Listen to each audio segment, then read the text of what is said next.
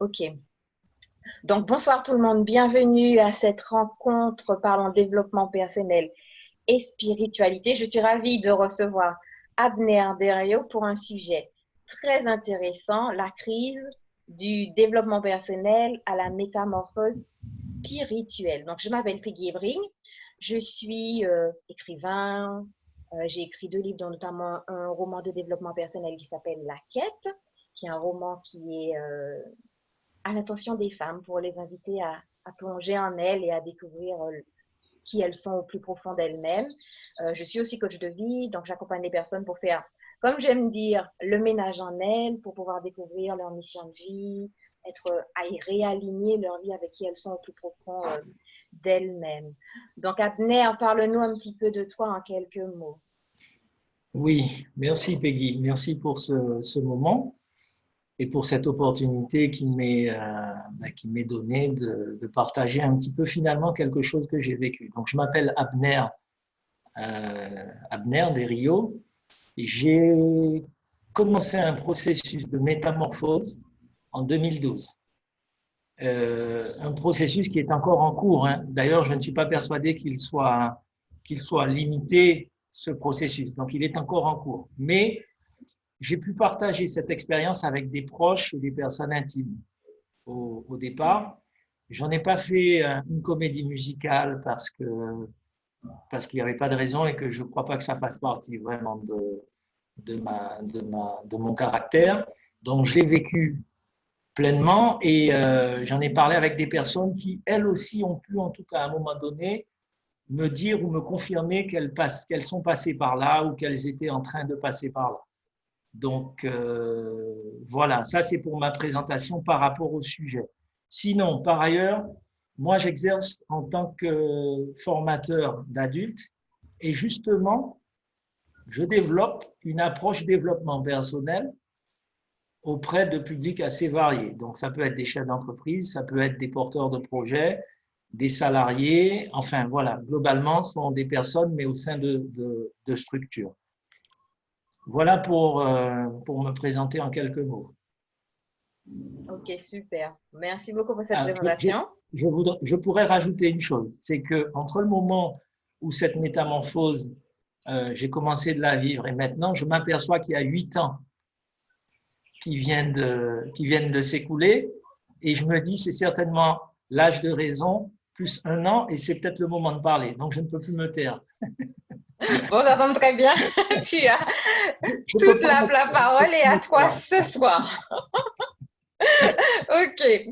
Alors, parle-nous de cette histoire de développement personnel et de métamorphose spirituelle. Donc, Oui, qu'est-ce que la métamorphose spirituelle ou bien voilà, quel est le lien ou la différence entre développement personnel et métamorphose spirituelle? alors, j'ai envie de partager des tas de choses, mais il va falloir que je m'y prenne enfin, de manière un peu structurée quand même. Donc, est-ce que tout le monde voit la slide? Ouais, c'est bon. Moi, je vois. Tout le monde, Faites-nous c'est un bon? pouce si vous voyez. Tout le monde voit? Ouais, ça a l'air Ok. d'être bon. J'ai pas tout le monde à l'écran. Tu as tout le monde à l'écran, Peggy? Non, parce que quand il y a trop de monde, Zoom D'accord. affiche juste Bon. quelques personnes.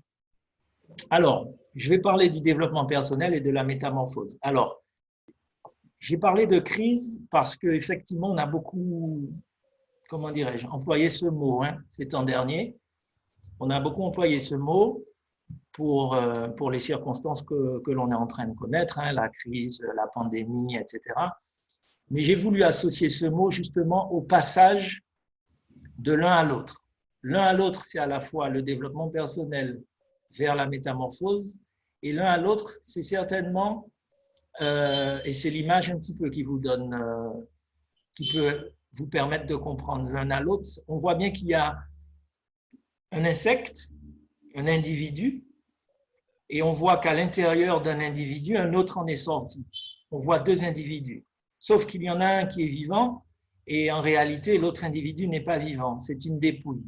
Je trouve qu'en observant cette image que nous offre finalement la nature, je ne sais pas si vous en voyez beaucoup des libellules, on a tendance à en voir un peu moins, mais c'est vrai que quand on se promène un petit peu, je ne sais pas si vous avez eu l'occasion de le faire quand vous étiez un peu plus jeune, mais c'est quelque chose d'extraordinaire d'observer les libellules, d'abord parce qu'elles se promènent un petit peu dans l'air, elles volent comme ça dans la brise, et puis c'est surtout la métamorphose. Alors, j'ai jamais eu l'occasion d'observer une métamorphose de A à Z, mais je me souviens d'avoir observé des débuts de métamorphose.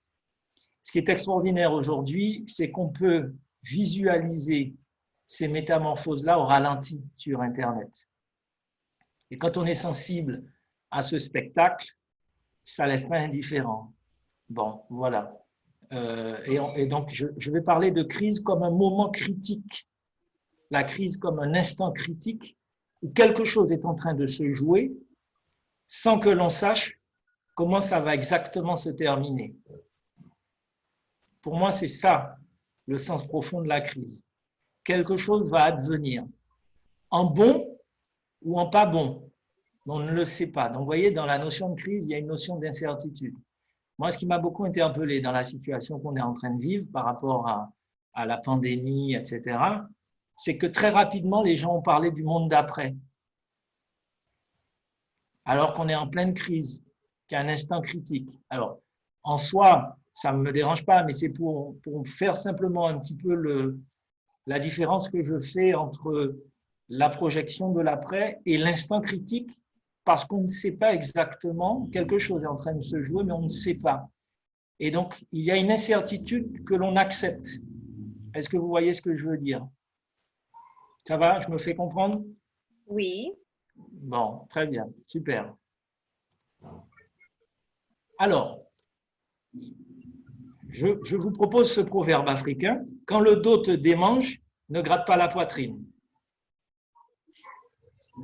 Très drôle.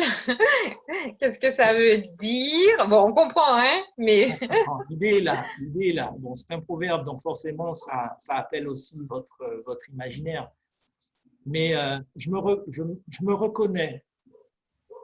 Je me reconnais et je reconnais des gens autour de moi. Enfin, en tout cas, je le dis, mais sans sans aucun jugement.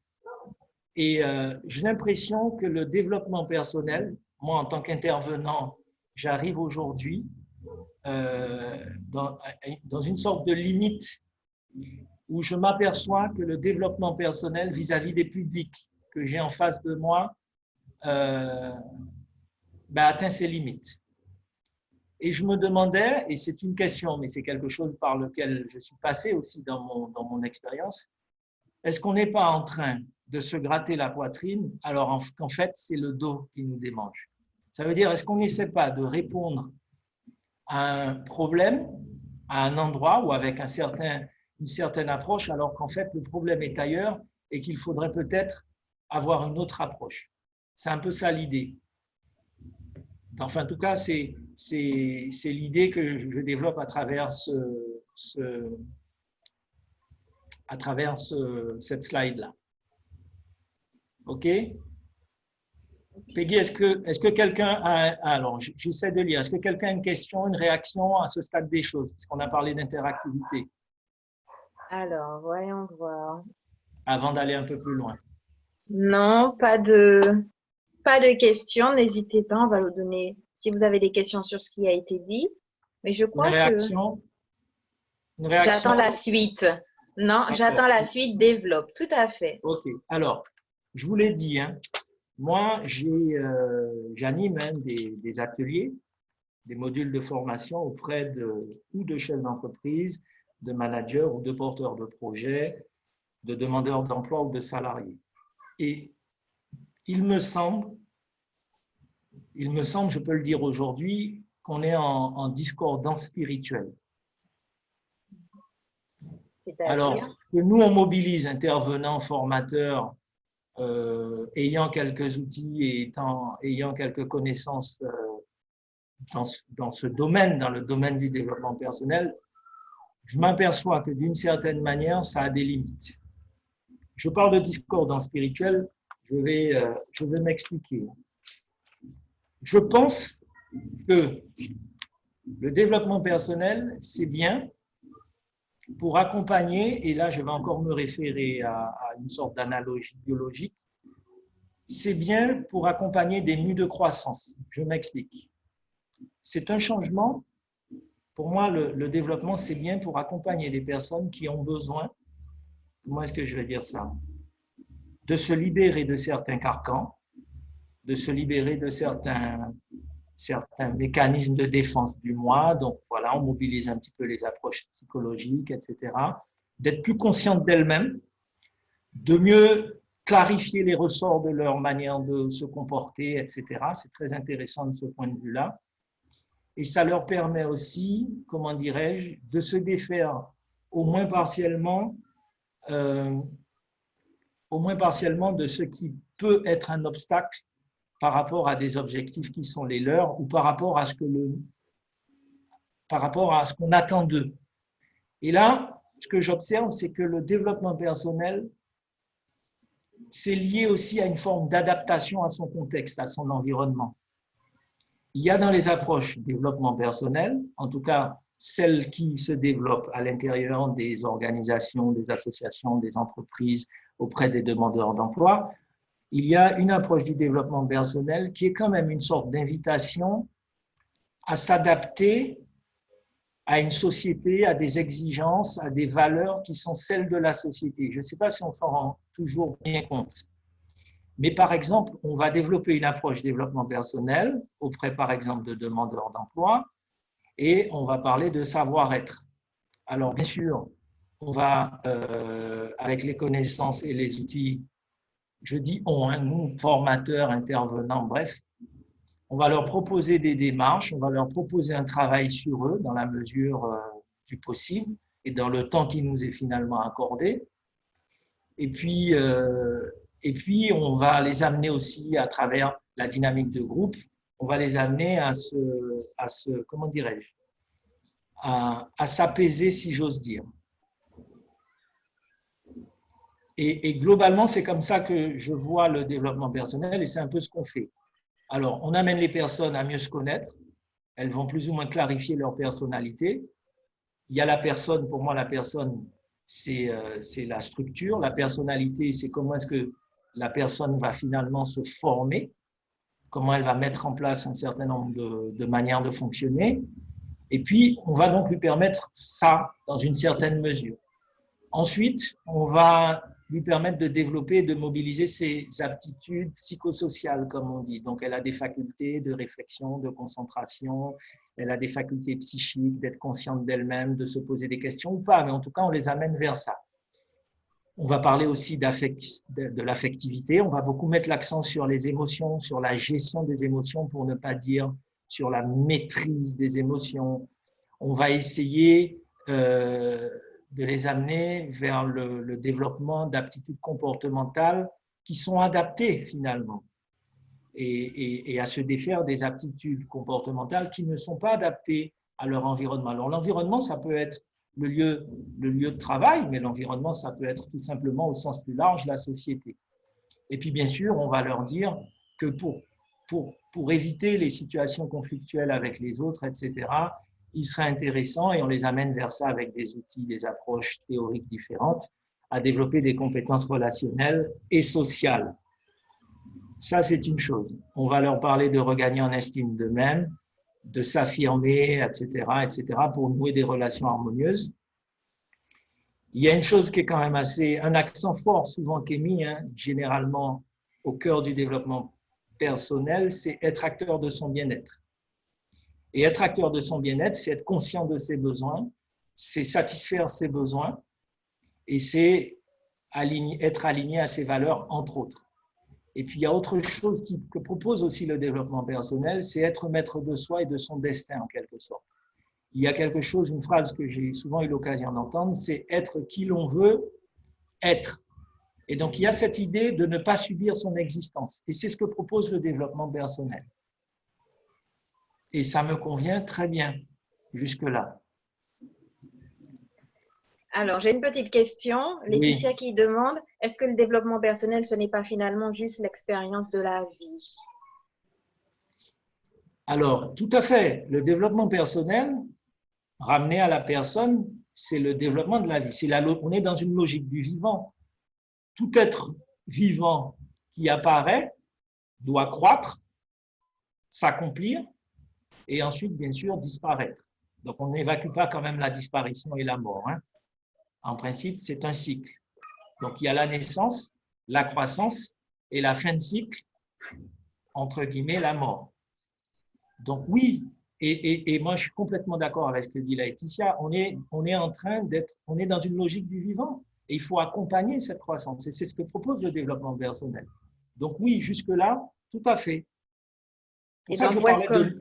Oui, et donc, à quel moment on arrive justement aux limites du développement personnel ou alors, je quand vais est-ce essayer. que… Oui. Alors, justement, j'y arrive. Alors, ça, on vient de voir ce que proposait le développement personnel. Maintenant, ce que j'observe, c'est que le développement personnel, c'est des approches diverses et variées qui vont un petit peu mêler psychologie individuelle, psychologie positive, des apports des sciences humaines et sociales, des philosophies existentielles et des spiritualités du monde. Ça dépend bien sûr de la sensibilité de l'intervenant. Et ce que j'observe aussi, c'est que c'est une vraie foire fouille d'outils, de techniques, de méthodes, de pratiques corporelles. On a l'EFT, entre autres, hein, je ne peux pas tous les citer, l'analyse transactionnelle pour AT, PNL, yoga, Mandala, j'ai écrit Mandela, vous voyez, c'est un lapsus révélateur, oui, Mandela. La libération, bref. Donc, bref, j'en passe et des meilleurs. Et je ne sais pas si je dois le pointer comme une limite, mais nous intervenants, ou en tout cas les personnes qui ont besoin ou de réponses ou de croître, de se développer et qui estiment qu'elles peuvent trouver effectivement des freins à leur développement, elles ont une offre extraordinaire. Et ça, en soi, c'est très bien. Mais d'une certaine manière, plus il y a d'offres, et plus on peut puiser comme ça et faire son petit, comment dirais-je, ses petites courses. Et en fait, la question, c'est est-ce qu'à un moment donné, on comprend ce qu'on fait? Est-ce que les gens vers lesquels on se tourne, effectivement, savent de quoi ils en retournent réellement? Et puis, est-ce qu'il y a une cohérence parce que voilà, on peut faire des tas de choses, on est très content parce qu'il y a un effet, il y a une puissance de séduction, parce qu'il y a un espoir, il y a une quête de se développer, ce qui est tout à fait légitime. Et c'est peut-être une des premières limites. Mais ça ne concerne pas seulement le développement personnel, puisque je pourrais en dire autant au sujet de la spiritualité. Okay, mais je le pointe puisque je parle de ça. Et donc, j'ai mis en avant la personnalité du praticien, son charisme, si j'ose dire, et bien sûr, les savoirs d'expérience plus ou moins intégrés ou incarnés. Parce qu'on peut être un praticien, en tout cas, on peut être aussi un intervenant, bref. Et ça n'empêche pas qu'on ne puisse pas être en chemin, on ne cesse d'être en chemin. Mais bon, voilà comment s'y prend le développement. Et je peux peut-être commencer de mettre en relief quelques limites, si j'ose dire, ou en tout cas des points de vigilance. Et j'y arrive. Ce que j'observe, et c'est peut-être une limite, mais ça dépend. Je parle à partir de l'expérience qui est la mienne. Il peut y avoir, et on est dans la logique du vivant, je vais parler des animaux, des insectes qui subissent, entre guillemets, des mues de croissance. Il y a des insectes qui vont changer, qui vont se débarrasser de leur carapace, de leur poil, de leur plumage, mais la structure morphologique de l'insecte ou de l'animal va rester identique. Et l'animal ou l'insecte continue de vivre dans son milieu. Donc, si c'est la larve de la libellule, la larve aquatique, elle continue d'évoluer, de vivre dans son milieu aquatique. Si c'est la larve d'un hanneton, la larve va continuer d'évoluer. Et les larves font des mues de croissance. Je prends l'exemple de la libellule. La larve de la libellule, avant qu'elle ne se métamorphose, et là c'est autre chose que le développement, la métamorphose, elle va à peu près réaliser entre 8 et 10 mues de croissance. Donc des changements qui finalement sont des changements pour s'adapter parce que la larve grandit, parce que les conditions du milieu aussi évoluent et que c'est aussi en fonction des conditions du milieu que la larve se développe. Donc, si les températures montent, les chercheurs en biologie ont observé ça, elles vont mettre en place des stratégies de mue. de croissance. Donc, il y a une notion d'adaptation à un écosystème. Et c'est peut-être un angle mort pour certains d'entre nous, mais on est dans un écosystème économique, civilisationnel, juridique, idéologique, bon, j'en passe et des meilleurs. C'est-à-dire l'écosystème, c'est une société. Et on peut se demander si le développement de soi, des fois, n'est pas instrumentalisé par l'écosystème, ou si, cherchant à se développer, on ne répond pas en réalité à des injonctions d'adaptation à un écosystème. Mais ça fait partie du vivant. En tant qu'être vivant, on essaie d'assurer notre survie, notre continuité dans le milieu qui est le nôtre. Mais c'est une étape, c'est juste ce que j'essaie de dire. J'ai dégagé malgré tout pour moi, quelques éléments qui me semblent, qui peuvent pour moi à la fois servir le développement personnel, bien sûr, mais qui peuvent aussi desservir le développement personnel. Puisque dans personnel, il n'y a personne et je vais y revenir. L'efficacité, c'est une valeur. Donc, je peux avoir, par exemple, une demande, la demande de la part d'une personne qui veut s'inscrire dans une démarche de développement personnel et se dire, il serait intéressant pour moi de gagner en confiance. Parce que je dis n'importe quoi, j'ai des équipes à gérer et je pense que je ne suis pas à la hauteur, ou alors mon responsable m'a dit qu'il serait plus intéressant ou qu'il serait pertinent d'être assertif, etc., etc.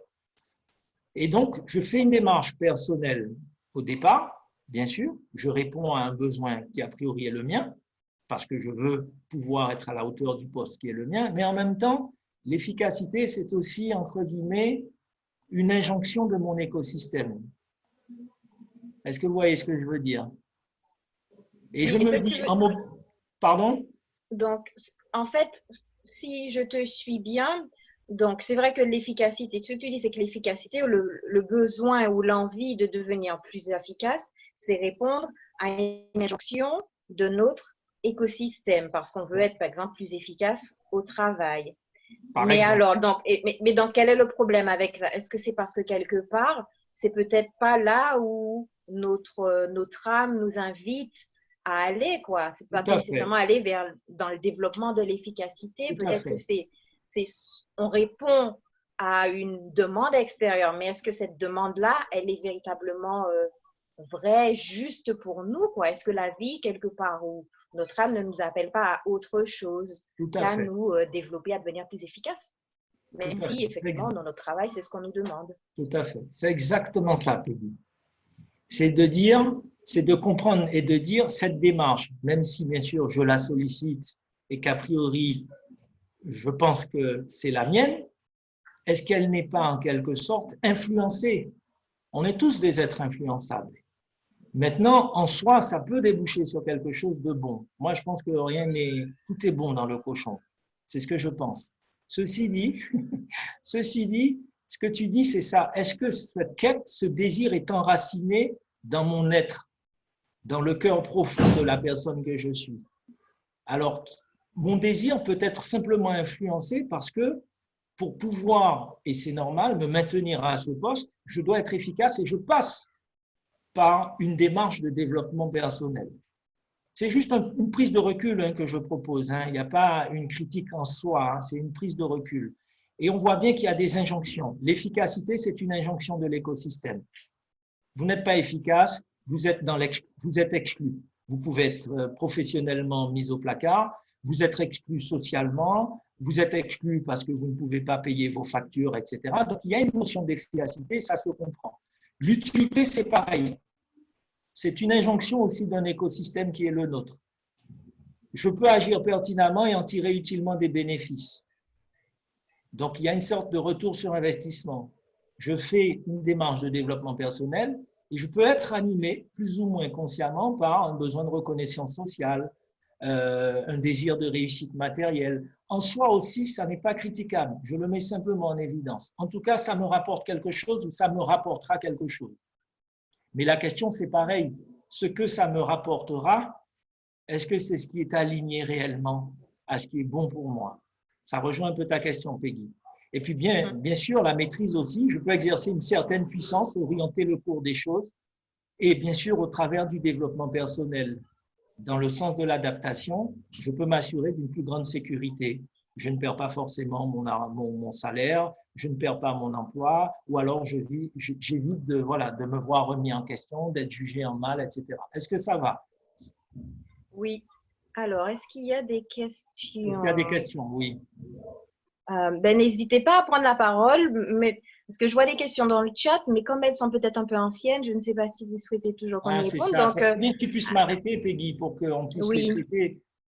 Donc, est-ce que, sinon, vous, On libère les micros un moment pour avoir des voilà, questions. exactement. Si vous avez une question, Ma alors, question, oui. Oui, David. ma question serait en fait de savoir, est-ce que justement le fait d'être heurté dans ses valeurs ou bien dans sa conscience, justement, ne fait pas appel au développement personnel?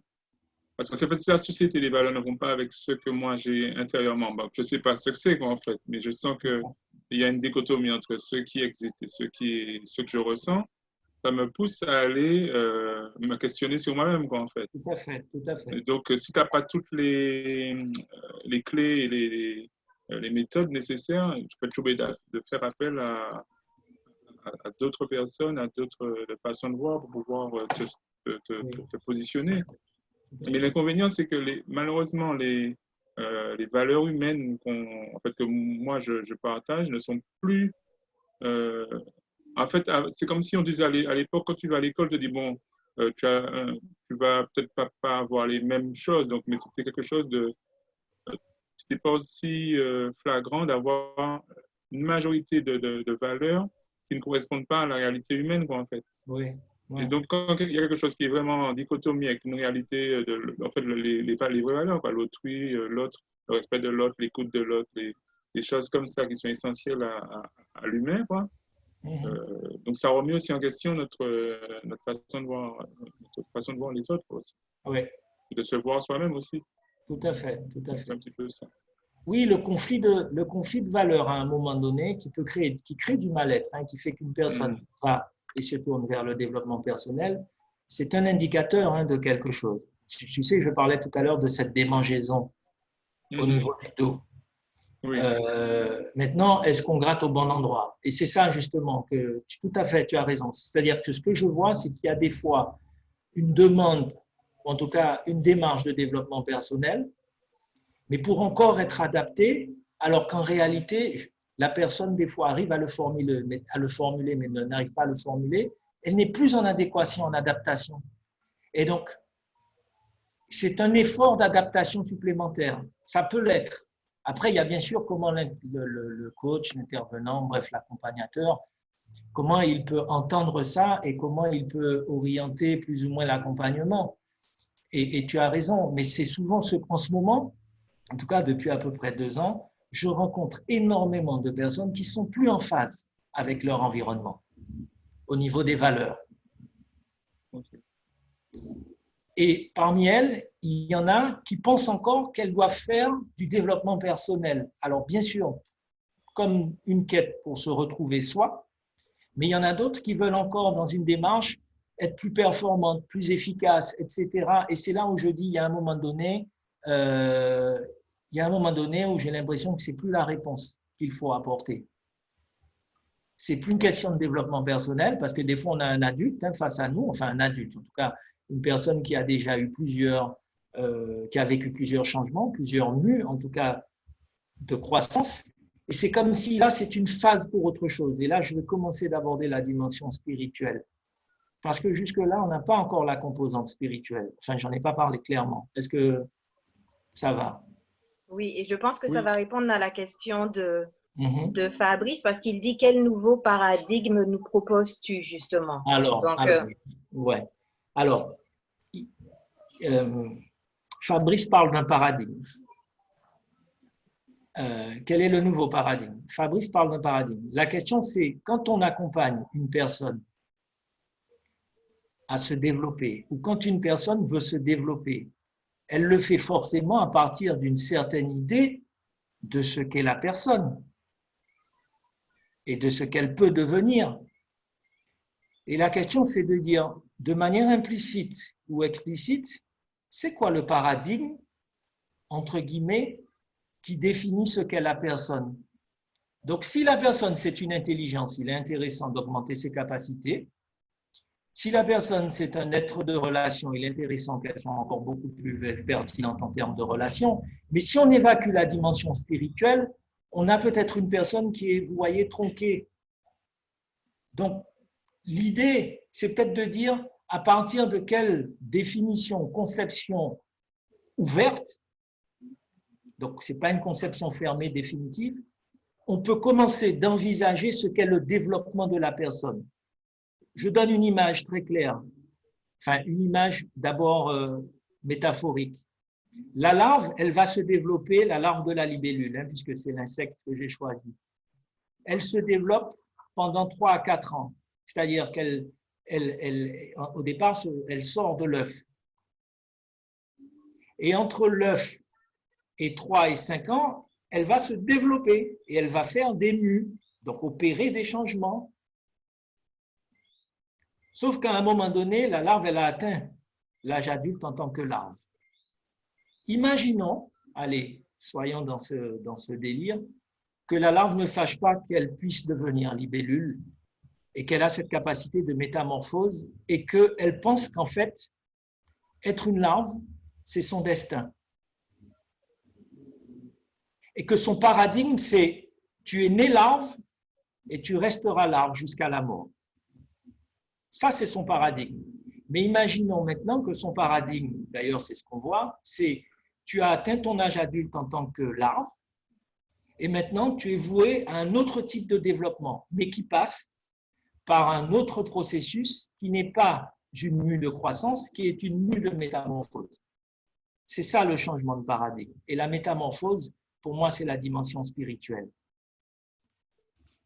Est-ce que ça va? Est-ce que je réponds à ta question, Fabrice, avant d'aller plus loin?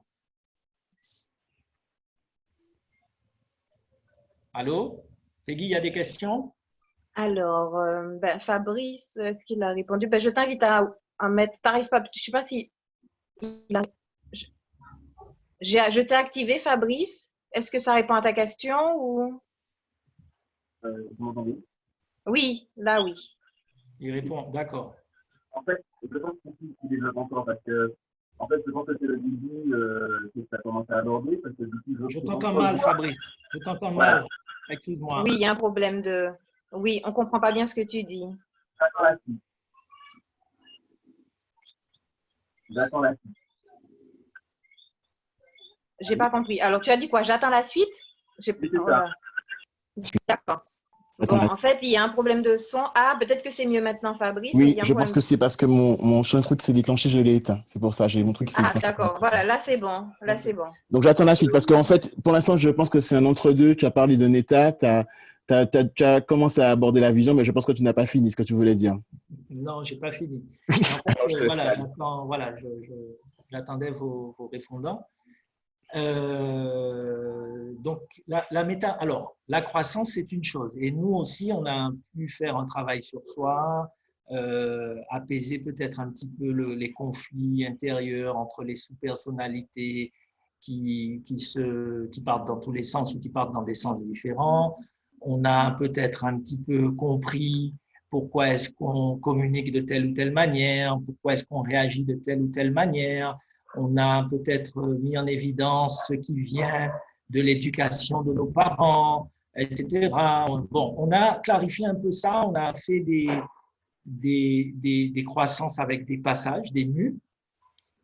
Mais ce que j'observe, c'est qu'à un moment donné, les personnes peuvent éprouver des expériences tout à fait perturbantes, se tourner vers le développement personnel, alors que les expériences troublantes qui sont les leurs relèvent du paradigme, comme tu disais, Fabrice, qui dit l'homme est composé pas seulement d'une dimension biologique, un corps, une âme non plus, pas seulement, il y a d'autres choses qui composent la personne humaine, qu'on peut appeler l'être. L'être, qu'on peut appeler l'être. L'être, je ne veux pas utiliser des termes que j'ai l'occasion d'entendre, mais l'être, c'est ce à partir de quoi il y a une multitude d'émanations. Donc, ça peut prendre des formes très différentes. Et en fait, ces personnes-là, elles sont prêtes pour une métamorphose. Elles vont peut-être vivre une métamorphose, mais en fait, elles attendent du milieu dans lequel elles se trouvent des réponses. Alors que parfois, il faut quitter ce milieu-là. Quand la libellule, je vais en arriver après sur mon expérience, quand la libellule, le temps de la métamorphose est arrivé, la larve, pardon, vous savez qu'elle quitte, elle se met au sec, elle quitte son milieu aquatique. Elle se met au sec et donc elle change de milieu et à ce moment-là, elle va s'agripper à une espèce de tige ou parfois dans un creux de rocher. Elle s'immobilise, donc elle est très éloignée de son milieu. Et là, elle commence la fameuse mue de métamorphose. C'est un changement plus profond. C'est-à-dire qu'elle découvre qu'à l'intérieur d'elle-même, il y a autre chose qui existe ou qui est. Et elle réalise que tout ce à quoi elle s'est identifiée, tout ce qu'elle a cru pour la personne, ça ne s'arrête pas et ça ne se réduit pas à la personne. Ça passe par des sensations. Je vais vous dire, vous pouvez faire des rêves, par exemple. Vous pouvez ressentir des choses, avoir des intuitions qui se confirment, mais des intuitions de plus en plus aiguës. Entendre peut-être des choses, voir des choses, et vous vous dites, mais attends, qu'est-ce qui m'arrive? C'est quoi mon truc? Je deviens fou. Ça ne va pas. En réalité, ce qui se passe, c'est que comme dans une mue de métamorphose, vous développez de nouveaux organes. Parce que dans la mue de la larve de la libellule, pour devenir libellule, elle développe de nouveaux organes de perception, des nouvelles manières, un organe d'entendement, une nouvelle intelligence des choses, l'accès à une réalité qui n'est pas la réalité que vous connaissiez.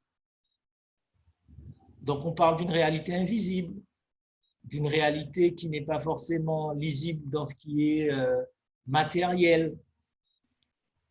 Mais ce sont des expériences qui sont liées à l'être avec toutes ces émanations que vous portez en vous. Et ça peut être très troublant déjà pour soi, parce qu'on ne comprend pas et que personne ne nous a donné, comme tu dis Fabrice, personne n'est venu forcément nous l'indiquer, sauf si on a des parents, etc. Mais dans l'écosystème, entre guillemets, officiel, la personne, on évacue cette dimension. Dans les sociétés traditionnelles, cette dimension est prise en compte. On sait que l'homme et la personne, ça n'est pas seulement un corps, ça n'est pas seulement une dimension psychologique ou sociale. La personne, c'est une relation avec une origine, c'est un ensemble de composés qu'on peut appeler, qu'on peut appeler des personnes dans la personne. Mais ça ne relève pas de la psychologie, c'est pour ça que ça peut être perturbant. Mais comme il n'y a pas, ou comme en tout cas, avant c'était les religions qui essayaient de proposer, entre guillemets, une conception anthropologique ou de la personne. Aujourd'hui, c'est une affaire personnelle. C'est à chacun, au moment de transition des vies parfois difficiles, quand les réponses qui ont été données ne sont plus suffisantes, ou quand l'être se manifeste de manière un peu plus forte, parce qu'il y a des personnes qui très tôt, ou de manière plus aiguë, sont habitées ou commencent d'être un peu plus habitées par l'être, qui est censé justement faire naître une personne nouvelle. Vous me suivez ou je sais que c'est un... Oui, en fait, oui. Peut-être pour justement aider les gens, si tu peux donner des exemples concrets, ça peut être ta propre expérience ou des personnes que tu as accompagnées. Oui, je peux donner des exemples. Pour ma part, ça a été les rêves. J'ai eu des rêves très, très, très bizarres. Mais on peut faire des rêves bizarres. Mais je sais que ceux-là, parce que j'avais quand même 37 ans, des rêves, j'en avais fait beaucoup. J'ai eu des rêves et ces rêves étaient très bizarres. Au-delà des rêves, j'ai fait des expériences très curieuses où des choses se présentent, où des connexions se font très curieusement, où je suis conduit à des choses de manière très curieuse. D'autres personnes, ça peut être entendre des voix. Et ça m'est arrivé une fois d'ailleurs, d'entendre une voix dans un contexte et dans une circonstance très particulière, alors que je n'avais jamais entendu de voix. Et jusqu'ici, je n'ai pas réentendu de voix. En tout cas, ce n'est pas comme ça que mes réceptions se font. Après, ça peut être sentir des choses. Ensuite, ça peut être dire des choses et se rendre compte que des choses se réalisent. Bref, ça peut être ça peut être, comment dirais-je, recevoir des messages et ne pas comprendre d'où vient ce message. Écrire quelque chose, dire, mais c'est moi qui ai écrit cette chose. Bref, ça peut prendre, je ne veux pas forcément faire une liste très exhaustive parce qu'en fait, ça peut prendre des tas de formes différentes selon les personnes. Parce que l'être est un, mais ses incarnations sont multiples en tout cas. Donc, c'est pour ça que c'est à chacun aussi d'être à l'écoute. Ça peut être aussi se rendre compte qu'en réalité, en massant des personnes, eh bien, des choses se passent. Qu'en pratiquant des soins corporels, eh bien, quelque chose d'autre prend le relais et qu'en fait, on fait des choses sans comprendre tout à fait ce qu'on fait, mais quelqu'un en nous sait exactement ce qu'il est en train de faire et le sens que ça a. Oui, c'est vrai que Et le certains retour en face thérapeutes, peut-être de cette personne, oui, se disent, moi je ne sais pas très bien ce que je fais, mais quelque chose se fait. exactement, Quelque certains chose se thérapeutes fait, la disent qu'ils sont personne guidés, effectivement, que j'ai sont rencontré des guidées. Ça thérapeutes peut qui disent être, que hmm, tout à fait, on a des personnes qui développent des choses qui deviennent énergéticiens, qui ressentaient déjà très tôt peut-être les énergies, mais du coup, elles vont peut-être ces personnes-là être plus ouvertes et en même temps mieux informées de l'intérieur par ce qui est attendu d'elles. Est-ce que vous voyez ce que je veux dire? Mais après, parce qu'au départ, je peux vous dire que c'est très déroutant comme expérience. C'est pour ça qu'on n'en fait pas une comédie musicale. C'est pour ça qu'on en parle et encore avec beaucoup de prudence aux proches et aux intimes. Et parfois, même aux personnes les plus intimes, on n'ose pas en parler parce qu'on se dit on va me prendre pour un fou. On va, etc. Et puis, on ne va pas non plus forcément en parler au travail parce que ce n'est pas le contexte ni l'écosystème par excellence où on va forcément… bon. Donc, il y a un temps où, en fait, on est assez dérouté. L'intelligence a besoin, l'intelligence où la personne, entre guillemets, la personne larvaire, entre guillemets, a besoin de réaliser. Et puis après, des gens qui peuvent rencontrer d'autres personnes qui vont, comme par hasard, leur dire, eh bien, écoute, je t'accompagne, etc. Et ça va. Et l'être lui-même aussi, à un moment donné, en se manifestant davantage, en s'incarnant davantage, va aussi permettre à la personne de créer une forme comment est-ce que je vais dire ça, de cohérence, mais ce n'est que le début. C'est pour ça que je parle du commencement de l'être, parce que ce n'est que le début. Et après, il n'y a que des débuts. Il y a des suites et des commencements, mais c'est un commencement éternel. Ce que j'essaie de dire, c'est que ça ne s'arrête pas. C'est un processus illimité. Mais ça peut être très déroutant au départ pour nos intelligences, pour nos mentalités qui ont été formatées et pour lesquelles la personne, ou en tout cas dans la personne, on a évacué, on a évincé cette dimension spirituelle. Dans les sociétés traditionnelles, les initiations servaient à ça. L'initiation servait, c'est une science que les anciens encore aujourd'hui utilisent ou utilisaient pour révéler à la personne sa structure fondamentale et l'ensemble des composés ou des étages ou des réalités qui composent la personne humaine. Ça servait à ça, l'initiation, en passant par l'épreuve, parce que l'épreuve est une composante importante de l'initiation. Et l'épreuve, est-ce que tu peux développer ça? Parce que je trouve que c'est intéressant dans la notion d'initiation, l'épreuve et la notion aussi de faire face à sa propre mort. D'accord. Je vais développer ça. Je vais prendre un exemple. Je vais vous lire un texte, un récit qui se lit juste après l'initiation des personnes. Ça se passe chez les Bambara, en Afrique. Alors, je le lis et vous allez comprendre. Et donc, quand la personne a reçu l'initiation, c'est ce que le maître initiateur lui lit. Il n'y avait rien sinon un être.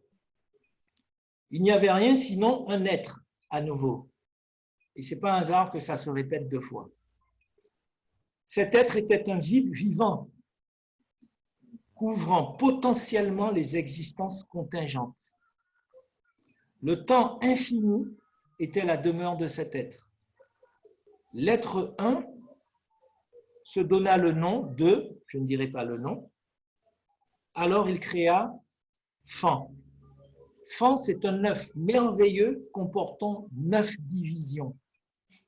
En sachant que dans certains peuples, les peuples de Dogon par exemple, ou Bambara au Mali, la personne est composée de 9 réalités. Pas 2, comme nous propose le paradigme dualiste occidental, pas 3, comme le propose le paradigme anthropologique chrétien, puisqu'il y a le corps, l'esprit et l'âme chez les chrétiens. Donc l'esprit, en tout cas, n'est pas évacué, mais ça pourrait être l'être dans la religion chrétienne. Mais il y a 9 divisions. Et on parle d'un œuf. L'œuf, c'est le commencement de quelque chose. Et on lit cet extrait-là, qui est riche de sens à la personne qui vient d'être initiée, de recevoir l'initiation, en y introduisant les 9 états fondamentaux. Quand cet œuf vint à éclore, il donna naissance à 20 êtres fabuleux qui constituaient la totalité de l'univers. C'est intéressant parce que la personne humaine et les mythes, on n'a pas compris forcément ça. Les mythes donnent, ou en tout cas indiquent une certaine conception de ce qu'est l'homme. Et en indiquant ce qu'est l'homme, le mythe aussi indique ce qu'est le devenir de l'homme. La totalité des forces existantes de la puissance possible constituait la totalité, de l'univers, la totalité des forces existantes. Mais hélas, aucune de ces 20 premières créatures ne se révéla apte à devenir l'interlocuteur du fameux Dieu créateur. Bon, je vous lis pas la, je vous lis la suite juste rapidement. Donc, on s'aperçoit, et ça, parce que j'ai pas mal étudié aussi les mythes de création, on s'aperçoit que le Dieu créateur souvent est obligé de s'y reprendre à plusieurs reprises pour former l'homme quand il forme l'univers et la création. Donc, ça indique une chose, c'est que la personne humaine, telle qu'elle est formée dans un premier temps, n'est pas achevée. N'est pas achevée dans le sens, n'a pas atteint une certaine perfection. Dieu, le Créateur, est obligé de s'y reprendre une deuxième fois. Il faut essayer de lire entre les lignes. Bon, mais ça aussi, pour ça, c'est l'être qui nous donne la possibilité de comprendre ces choses-là, puisque c'est un nouvel organe qui nous est donné pour comprendre et entendre ces choses-là. Donc, on n'entend pas avec les sens qui sont les sens qui sont celui de la lave, on entend avec les nouveaux sens qui sont en train de se développer, alors même que l'être est déjà en train d'éclore en nous. Pour commencer un développement, on n'est plus dans le développement spirituel, on est dans un second développement, rapidement. Donc, il s'aperçoit qu'il n'est pas parfait. Qu'est-ce qu'il fait? Il prélève une parcelle, le Dieu créateur, sur chacune des 20 créatures existantes, les mélange, puis soufflant dans ce mélange une étincelle de son propre souffle, crée un nouvel être. Il y a une parcelle divine en l'homme. L'homme n'est pas que biologie, n'est pas que psychologie, n'est pas que sociologie, anthropologie. Il y a une parcelle, une sorte d'information génétique dont l'origine est perdue, mais qui se transmet de génération en génération. C'est pour ça que dans les traditions africaines, la relation aux ancêtres est importante. Parce qu'il y a une transmission génétique. Et vous voyez bien que ça répond exactement à la loi du vivant biologique. Je termine rapidement. L'homme auquel il donna une partie de son propre nom, c'est-à-dire de sa propre nature, de sorte que ce nouvel être contenait, de par son nom et l'étincelle divine introduite en lui, quelque chose de ce créateur. Il y en a plein d'autres comme ça que je pourrais vous lire. Des mythes qui nous ont été présentés parfois par les anthropologues comme un peu folkloriques. Alors que l'initiation indiquait aux personnes qu'elles devaient vivre une métamorphose et qu'un développement n'était pas seulement suffisant. La métamorphose, ça implique quoi? De passer par une mort. Et dans tous les rites d'initiation, la mort est un élément qui intervient. Il y a des approches du développement personnel, notamment quand il s'agit de s'adapter, qui évacuent cette dimension complètement. La métamorphose implique la mort. de la personne larvaire, de l'individu, de l'insecte larvaire, pour que l'être puisse engendrer une nouvelle personne. Et ces deux phénomènes qui se déroulent en même temps quand vous observez la métamorphose au ralenti de la libellule, vous pourrez voir ça sur Internet, ou tu pourras le montrer, Peggy. Ce sont deux phénomènes qui se réalisent quasiment dans le même temps, comme si la vie et la mort collaborent. Alors que dans notre paradigme, la vie et la mort sont deux choses bien différentes dans le paradigme qui est le nôtre. Mais dans ces sociétés traditionnelles, qui aujourd'hui encore existent, en Inde, en Amérique du Sud, en Afrique ou d'autres sociétés dans les sociétés modernes, mais de manière plus secrète, on savait ces choses-là. On accompagnait de manière collective ou individuelle ces choses-là. Dans la société qui est la nôtre, où on flatte énormément l'individualisme, on ne sait pas forcément ces choses-là. Et en fait, on est chacun un petit peu perdu et chacun on cherche son chemin. C'est une étape. Je ne fais que poser des constats. Je n'ai pas forcément d'avis là-dessus. Mais on est un peu plus perdu ou en tout cas un peu plus seul dans cette démarche. Est-ce que vous voyez? C'est pour ça que quand des personnes éprouvent ou commencent de vivre des choses comme ça, elles peuvent se tourner vers les religions. Parce que les religions proposent et ont proposé des grilles de lecture ou en tout cas un accompagnement ou en tout cas une sorte de collectif pour accompagner. Mais par contre, moi, ce que je crois, c'est que la spiritualité s'émancipe de la religion. Mais c'est une première réponse qu'on peut trouver. Donc, il y a le développement personnel, il y a la religion, mais la spiritualité en tant que telle, elle a toujours été prise en compte, considérée, et elle a toujours déterminé le destin de l'homme. L'homme ne se développe que quand il considère sa dimension spirituelle. S'il ne se développe qu'à partir d'un paradigme qui considère la sociologie, la psychologie, la personnalité au sens psychologique, l'amélioration de soi, il passe à côté de quelque chose. Mais pour ça, il faut qu'il assume la mort. Et donc, comment on peut assumer la mort, justement? Parce que c'est... On sait bien que tu ne parles pas d'une mort physique, oui, on sait bien que tu ne parles pas d'une mort physique, mais mais comment justement assumer cette mort ou comment faire face à cette mort? Alors, on ne parle pas d'une mort physique. Ceci dit, dans certaines initiations, on simule ou on crée les conditions d'une mort physique. Ça peut même aller jusque-là, ou ça pouvait aller jusque-là. De sorte que, confrontée à sa propre mort, la personne puisse ouvrir les yeux sur une autre réalité. Mais avant d'ouvrir les yeux sur une réalité, elle réalise une chose, c'est qu'il y a un voile très épais que l'homme a tendance à minimiser, c'est la peur de la mort. Et le voile qui doit être enlevé pour que le postulant ou l'initié voit et accède à autre chose, il faut que le voile de la peur de la mort soit déchiré, enlevé, ôté. Parce que cette crainte de la mort, même si on la refoule au plus profond de nous, elle est là et elle est très agissante, mine de rien.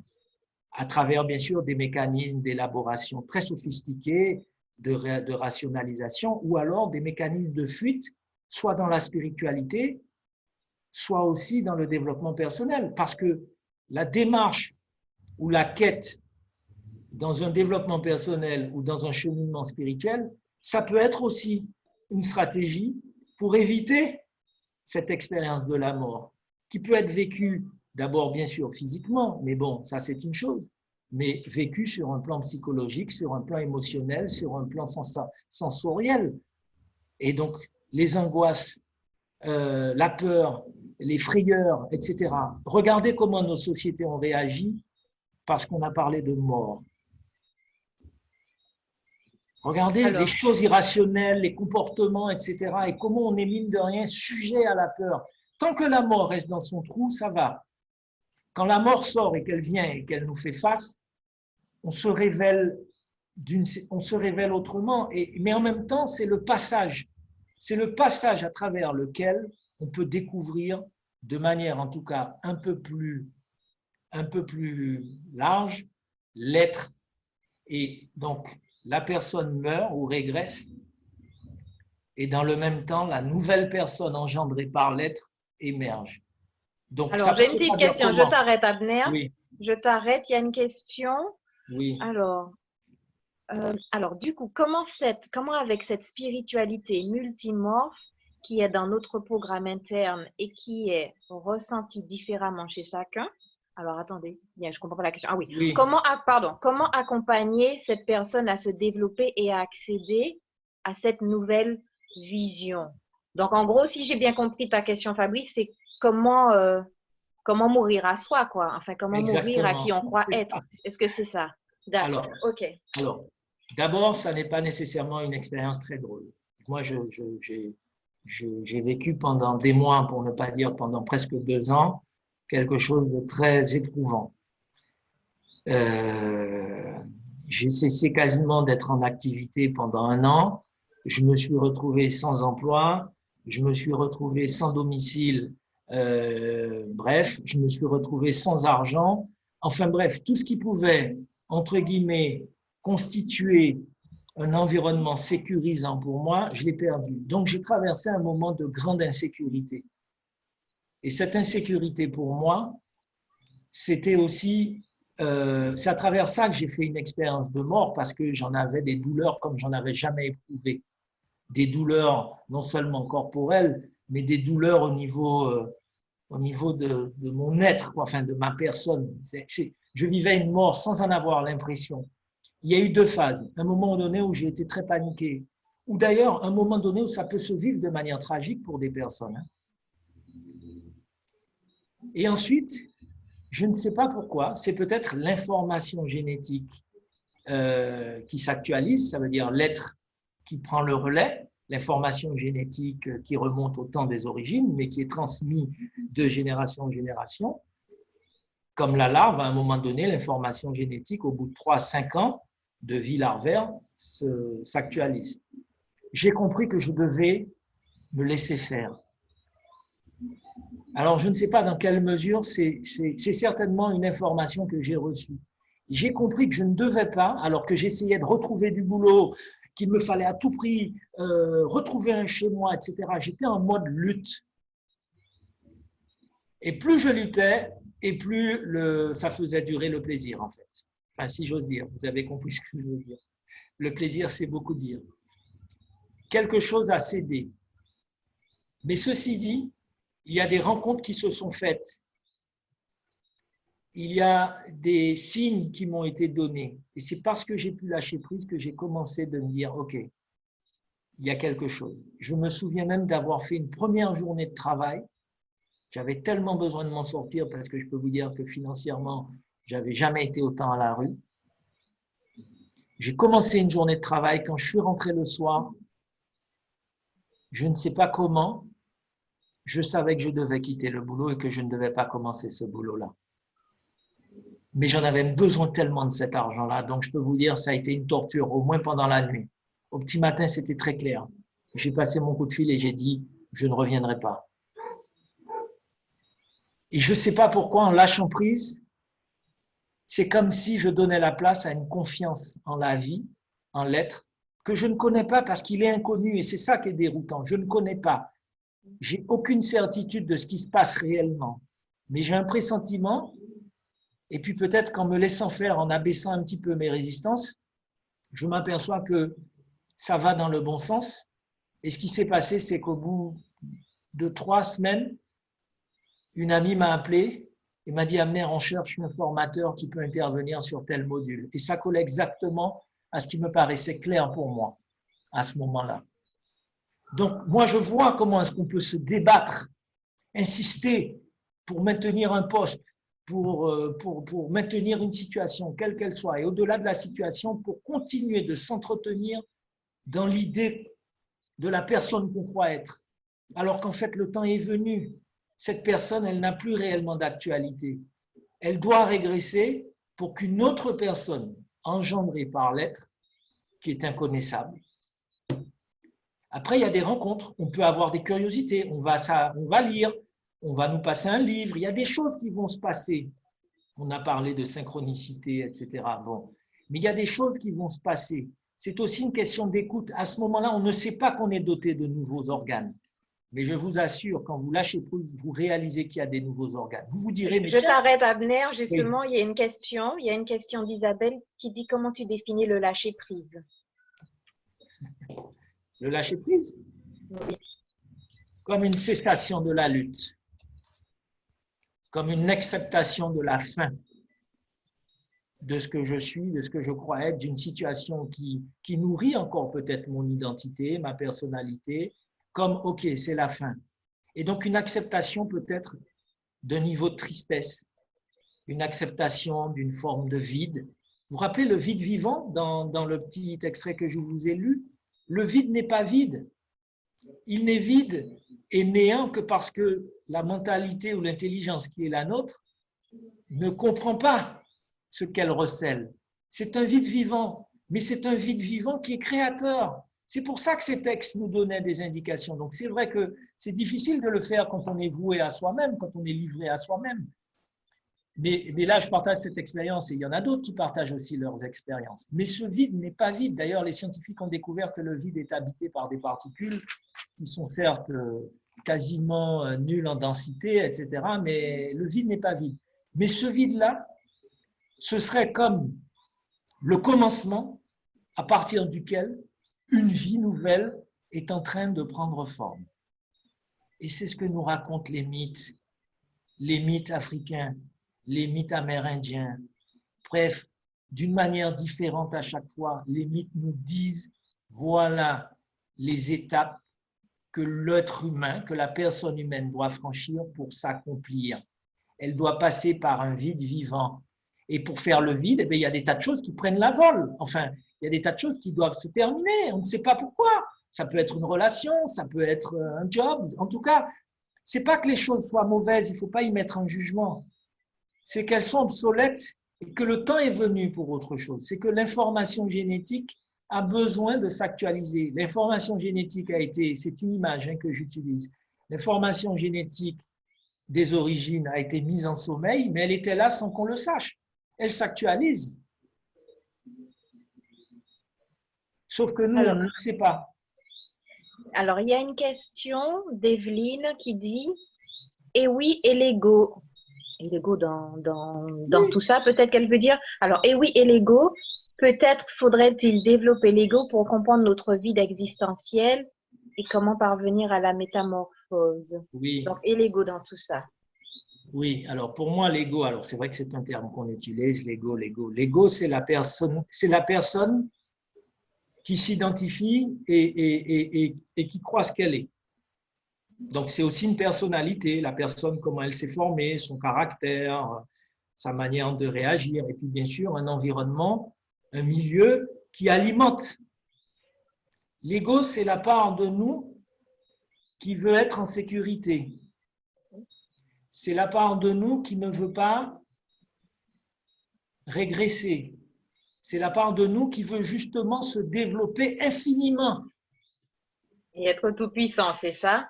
Qui veut s'affirmer indéfiniment, qui veut gagner en confiance en lui-même indéfiniment, qui veut être plus performant, qui veut un bien-être illimité du matin au soir. L'ego, c'est sa sécurité.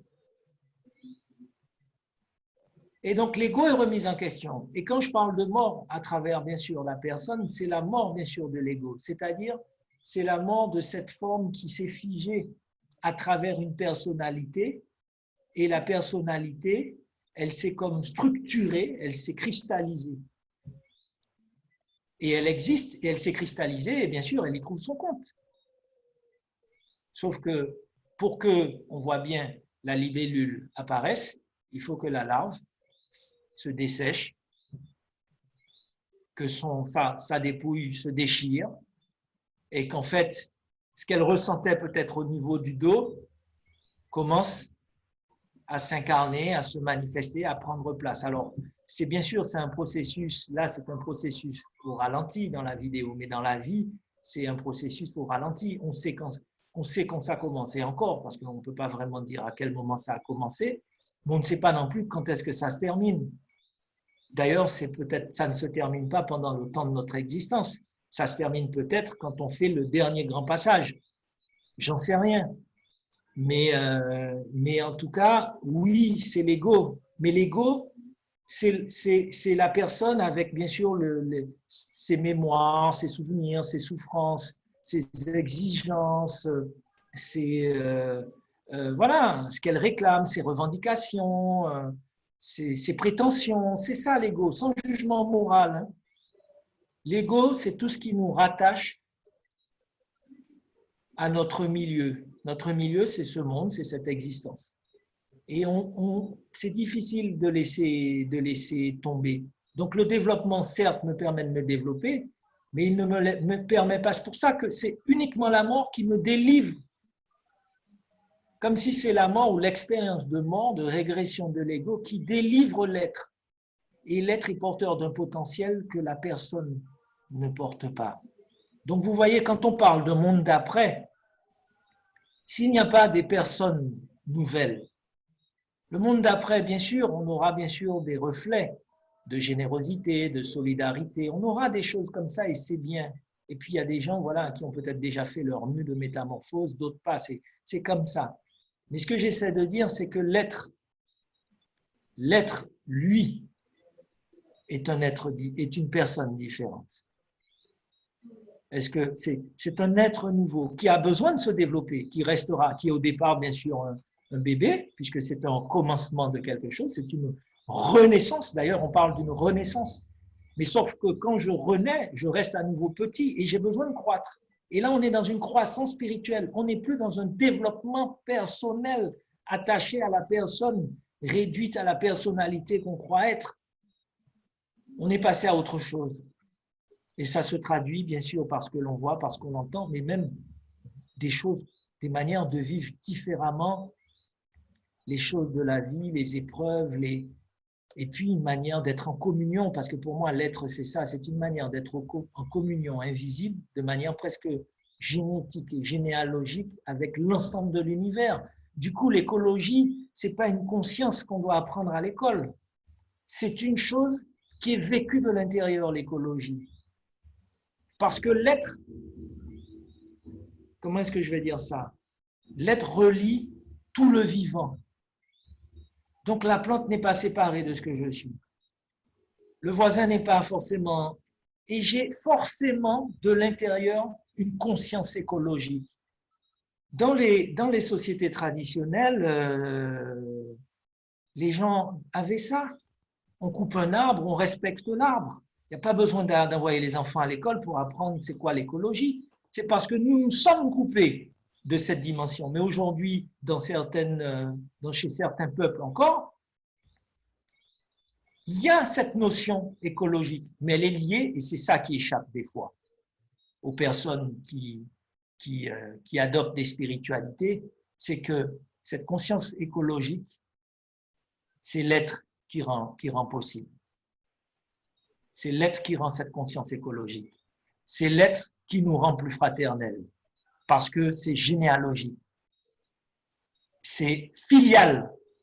L'être, c'est ce qui fait la communion filiale avec l'ensemble de l'univers. Donc, je ne suis pas seulement dans une intellectualisation de la relation à l'autre.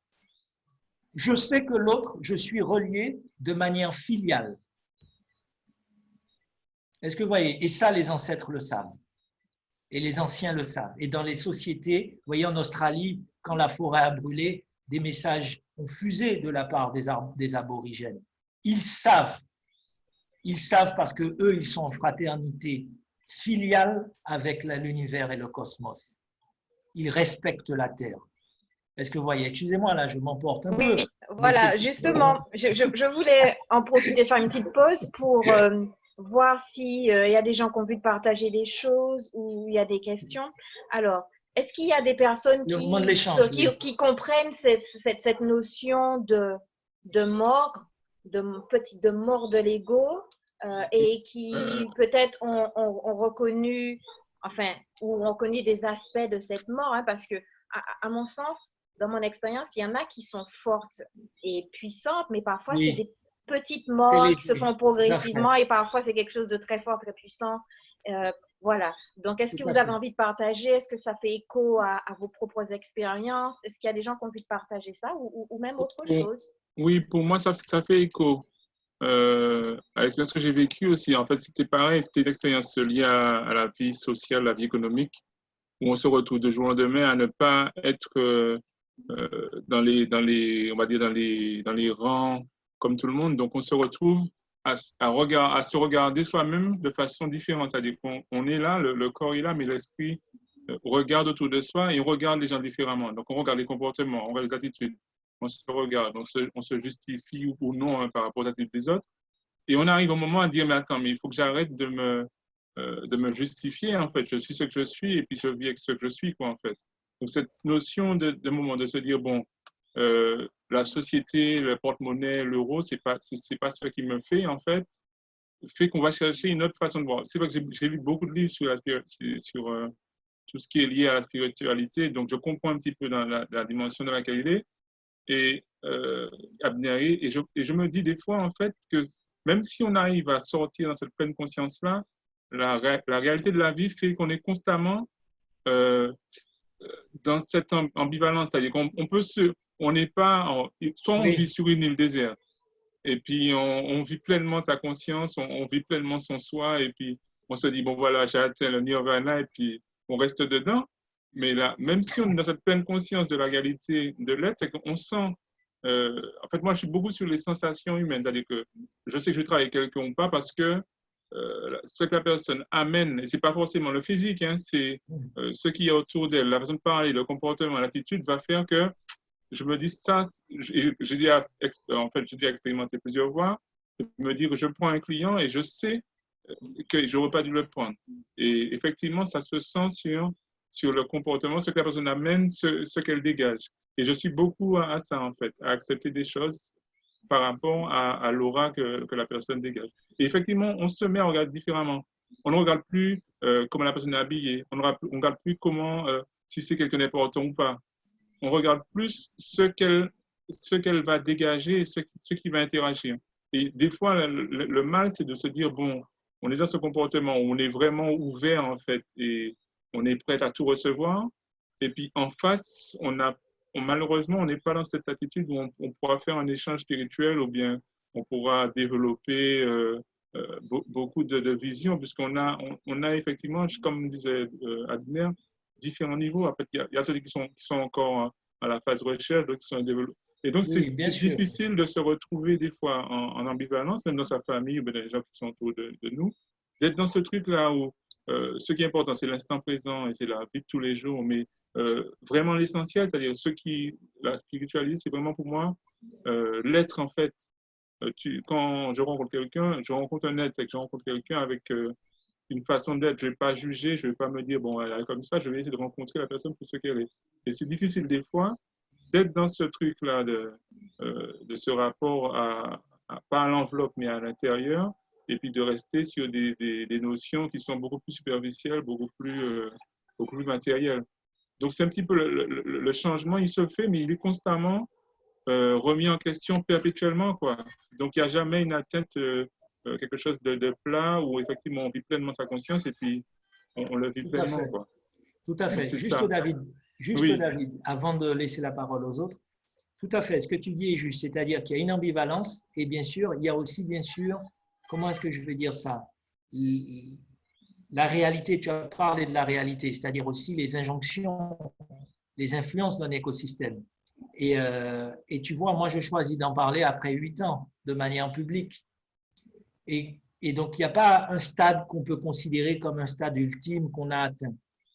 Il y a un processus qui est un éternel présent, en fait. Mais ce qui est important, et ce que j'ai envie de dire, c'est que c'est chacun qui construit la relation avec ça, ou l'alliance, et qui choisit de céder. Quand je dis céder, c'est D-E-R, hein, céder, c'est-à-dire alors ça se fait avec le temps, il y a des rythmes différents, mais c'est une écoute et c'est une relation intime avec cet être.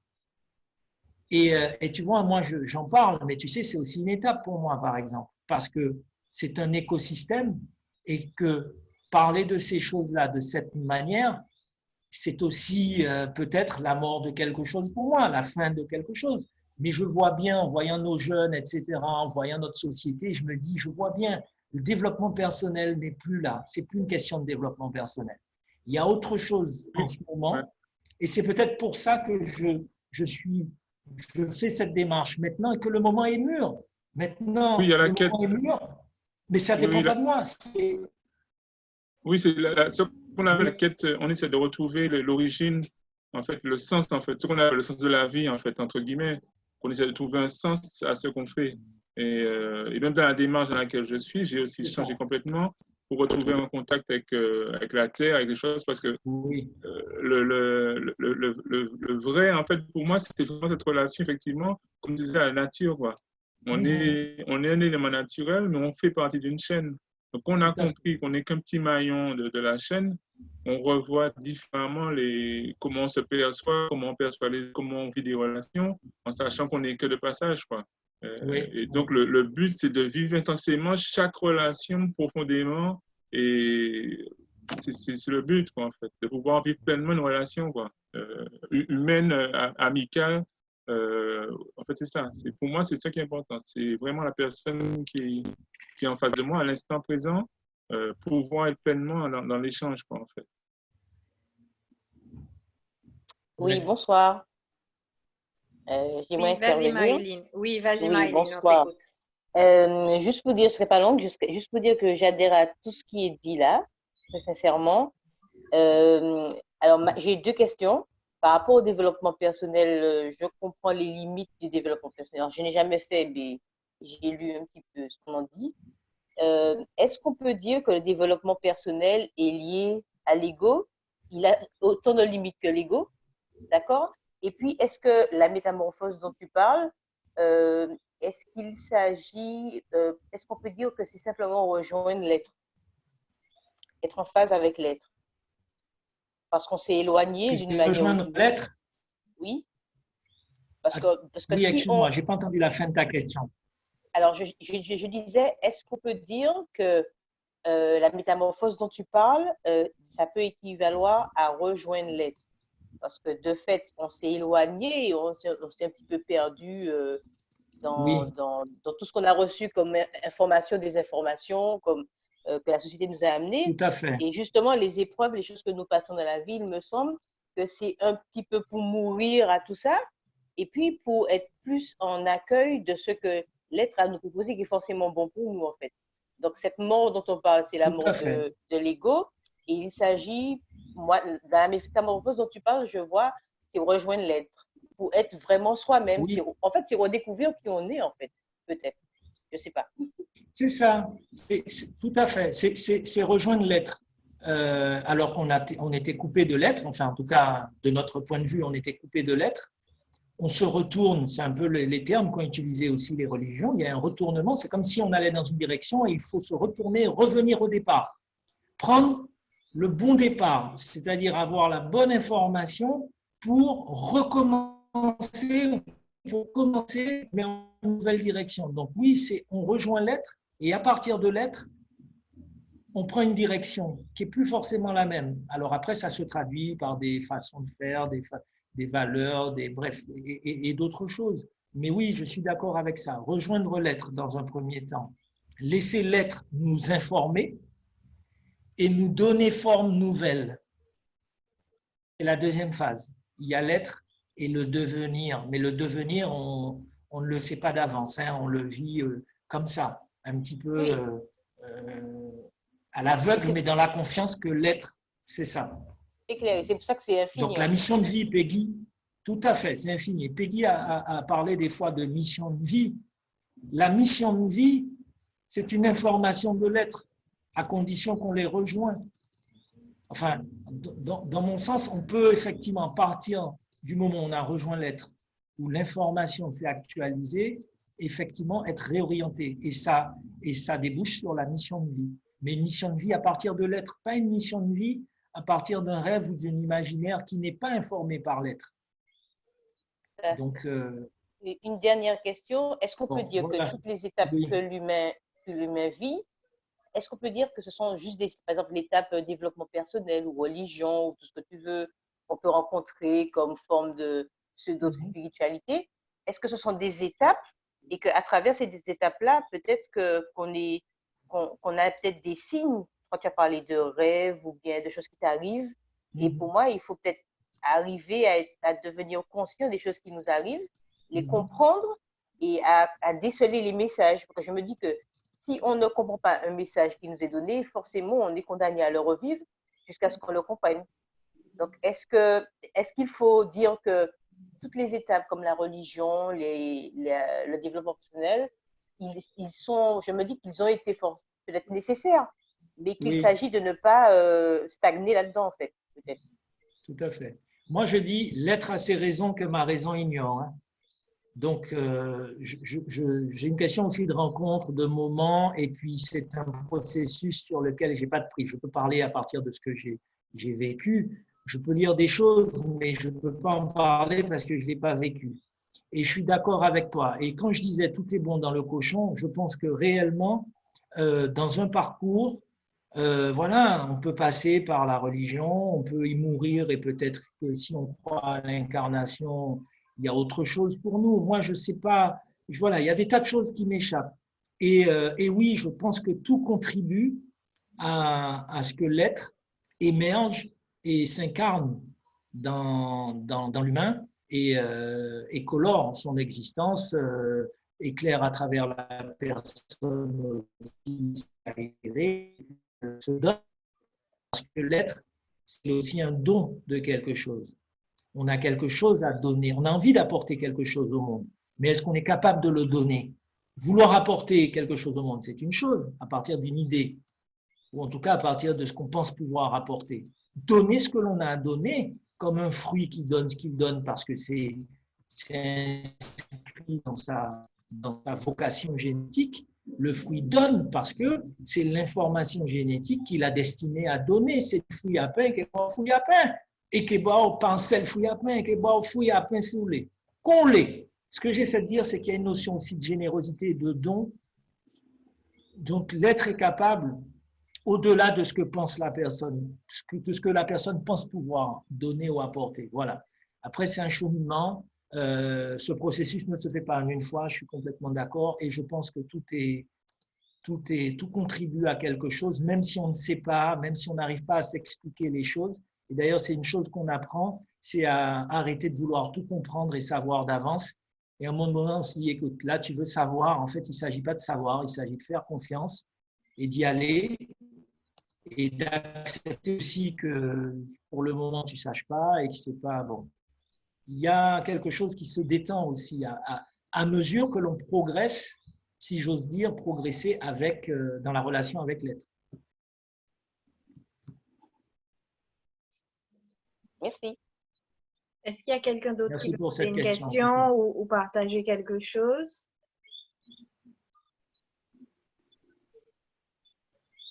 Par rapport à peut-être à vos… Ben moi, j'ai une petite question. Qui est-ce qui voudrait partager une expérience de mort ou quelle a été leur… ou de petite mort. Il ne s'agit pas nécessairement d'une expérience hyper transcendante, d'éveil, un truc énorme, mais voilà. Parce que je crois que on a tous nos petites morts et qu'est-ce que vous… Alors, peut-être pour lancer le truc, je vais partager moi. Peut-être ça incitera les gens à partager. Mais on a eu tous moi j'ai eu des petites morts comme le fait d'abandonner ma carrière en banque d'investissement, c'était une petite mort. Le fait de m'ouvrir à l'écriture et à abandonner, laisser me détacher de cette personne qui pensait ne pas pouvoir écrire, qui était très mentale, qui pensait n'avoir aucune… qui était très mentale, mathématicienne, qui pensait n'avoir aucune qualité. Donc ça, c'était une petite mort. Le fait de rentrer en Martinique, ça a été une petite mort parce que donc j'étais à Londres, je suis retournée à Paris 2-3 ans, à peu près 2 ans et demi, et puis je suis revenue en Martinique. Je suis revenue en Martinique, je vivais dans un, il faut le voir, je vivais dans un studio, un petit studio, comme ma mère était provisoirement, ma mère à l'époque habitait en Guadeloupe, elle était rentrée en Martinique, c'est-à-dire quand je suis entrée en Martinique, ma mère et moi on vivait dans un studio, vous vous rendez compte, vous passez de… vous avez eu votre logement, vous voyez, j'avais mon logement. Après, je me suis séparée, même si après j'avais un logement plus petit, j'avais une indépendance. je rentre en Martinique, je vis dans un studio, je dors dans le même lit que ma mère. Ça a duré, OK, pendant un mois, ça a duré un mois et demi, le temps que ma mère, après, elle trouve un autre logement et tout, mais ça a été très difficile. C'était très difficile pour mon ego, vous voyez, mais c'est ça aussi, hein. Genre, j'ai pris une claque, quoi. Après tout ça, après avoir fait tout ça d'études, après avoir travaillé en banque, eu mon indépendance, changé de carrière, fait les études, repris les études de naturopathie, de coaching, blablabla. Je rentre en Martinique, j'ai 0 thune, je dors dans le même lit que ma mère, quoi. Donc, vous voyez,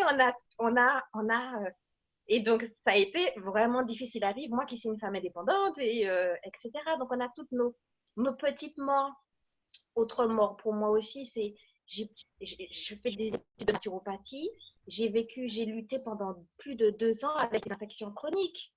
Je n'arrivais pas à me débarrasser d'infections. Moi, naturopathe qui connaît plein de traitements naturels, il n'y avait pas moyen que je me débarrasse d'infections chroniques. Et j'ai lutté avec ça pendant plus de 2 ans. Donc, vous voyez, et jusqu'à ce que j'accepte ces infections et que quelque chose en moi meure. Vous voyez, tout ça, ces petites morts qui nous permettent de lâcher des choses. Donc, on en a tous, vous voyez. Donc, je laisse d'autres personnes peut-être qui ont envie de dire quelque chose ou de partager. Alors, je veux bien. Fabrice dit, je veux bien. Je t'écoute alors. Son micro. Oui, alors attends, tu es en muet. Alors, je vais l'activer parce que, voilà, j'ai activé ton micro. C'est bon, tout le monde m'entend? Oui, c'est bon. Ok, je vais être rapide. En fait, ce que tu as dit, Peggy, je pense qu'on le vit tous. On a tous des moments, effectivement, dans notre vie où on se dit qu'on est en pleine ascension, on est content, tout va bien. Et puis, claque du jour au lendemain. Hein, qu'est-ce qui est arrivé, moi? Et en fait, ce genre de situation, en fait, je pense qu'elles sont faites pour justement peut-être nous rapprocher de notre être. Et moi, ce qui m'est arrivé, donc j'ai vécu aussi des choses comme tout le monde. C'était un peu compliqué dans la vie perso. Et à un moment, je pense que alors, je crois que je les partage avec quelques personnes. C'est qu'en fait, ça fait 3 ans que pendant 3 jours, je n'ai j'ai l'impression que je suis complètement dans un espace qui m'invite, enfin, pour moi, j'appelle ça ma vraie présence, peut-être la présence de l'être, je ne sais pas, qui m'invite à juste être là. Et je suis tellement là qu'en fait, tout ce qui se passe autour se passe et je suis tellement bien. Je suis tellement bien, enfin, en plus, je suis toujours en interaction, mais je suis dans un autre état. Je me suis dit, alors je dis ça, je raconte ça à un pote, je lui dis, écoute, c'est pas ça qui est arrivé moi, je raconte, il me dit, si déjà tu te poses des questions, c'est déjà mort. Laisse le truc se faire et puis tu verras. Ben, évidemment, quand j'en ai parlé, le lendemain, c'est fini. Et la dernière fois, en fait, que j'ai refait l'expérience, parce que j'essaie de me rappeler quand est-ce que c'était arrivé. Et en fait, la dernière fois, c'est parce que je faisais un tableau de visualisation. Je crois que j'étais assis de 9h du matin jusqu'à 21h. Même 23h, pardon, 23h. J'ai dû me lever pour boire de l'eau et tout. On était à deux avec une amie à faire ça. Elle est partie, elle m'a mis de chez elle. Elle m'a dit, continue ton truc, tu es en pleine création, je te laisse faire ton truc. J'ai dit, OK. Après, je suis rentré à la maison et ça a été encore 3 jours de sérénité complète. Et je me suis dit, tiens, et en fait, comme j'ai une vie qui est très speed, où justement, je veux faire ceci, je veux faire ça, là, je continue parce que malgré le confinement, à un moment, je ne faisais rien. J'ai dit, c'est pas possible, Fabrice. C'est pas possible. Donc, j'étais entre le boulot, temps perso, temps pro. Et à un moment, j'ai dit, bon, OK, je fais rien. Donc, c'était très bien, en fait. Donc, parfois, je fais rien, c'est très bien. Et à des moments, et après, je retrouve de l'énergie pour refaire des choses qui me plaisent. Et c'est dommage que ça ne dure pas plus longtemps. Mais en tout cas, je sens qu'effectivement, tu parlais de mort. Je pense qu'effectivement, et moi, par rapport à ma frénésie, par rapport à mon envie je me dis par moment, ce serait juste bien de rester là et puis d'attendre. Parce que parfois, on veut faire, je sais pas, on a même parfois des préparations à faire, on veut faire des choses, on veut préparer, et parfois, c'est dans l'instant présent que ça se passe, et ça se passe super bien. Parce que tu es connecté aux gens, tu parles avec les gens, tu parles de toi, tu es authentique, et c'est suffisant. Hein. Ouais. Voilà, c'était juste ça. Oui, c'est vrai, c'est très juste. J'ai ce truc aussi, je me reconnais parce que quand j'ai commencé en 2016 à faire des conférences, j'avais des 20 slides. Quand je faisais des ateliers, il fallait que je prépare. Si j'étais dans un stade, c'est pas possible si 2 jours avant, j'avais pas mes 20 slides de fait, ou tu vois. Et maintenant, je suis plus relax, je prépare, mais enfin, je me prends pas la tête comme avant. Parce que tout simplement, il y a quelque chose qui a lâché par rapport à être la performance, faut montrer que tu sais ce dont tu parles. Enfin, pour moi, c'était ça. Voilà, il faut que je montre que je sais que c'est vrai, il faut que j'apporte quelque chose.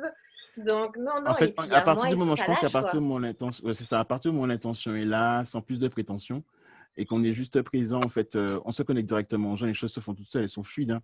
Là, je vous parle, j'ai des frissons, mais c'est vrai que c'est ça, en fait, pour moi, c'est ça l'instant présent. Et c'est pour ça que moi, j'ai pas lu Eckhart Tolle. Et alors, il y a un truc qui m'arrive, c'est qu'à chaque fois que je veux lire, j'ai jamais le temps. J'engrange des livres, j'en ai plein. Je commence et finalement, je lis pas. Je fais des trucs qui m'intéressent et je me dis parfois, tu sais, il y a beaucoup de choses que tu sais déjà. Donc, C'est ça. voilà, il y a beaucoup de choses que tu sais déjà. Donc, en fait, pose-toi, peut-être pose-toi et là, vraiment, tu vas peut-être sentir vraiment ce qu'il faut que tu fasses. Parce on sait, en fait, ce qu'on veut. En fait, on parle d'une mission de vie tout à l'heure. On sent, au fond de nous, où on veut aller. Après, il faut laisser le calme s'installer. Il faut laisser ce temps s'installer où, justement, on n'est pas dans un... Enfin, juste être là, puis laisser les choses se dérouler. Et puis dérouler le fil, quoi. Parfait. Merci Fabrice pour ton témoignage. Merci, il n'y a pas de souci. Il y a Evelyne qui veut témoigner aussi. On t'écoute. Oui, voilà, je voulais d'abord remercier Abner parce que j'ai posé la question sur l'ego et merci pour Je t'en prie. ton intervention.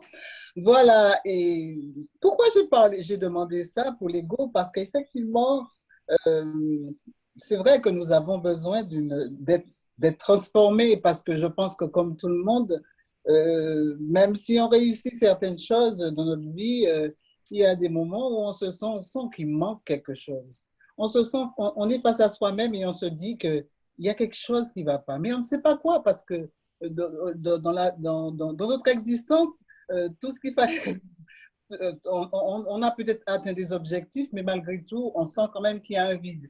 Et c'est vrai que quand on commence à vivre des expériences vraiment, vraiment douloureuses,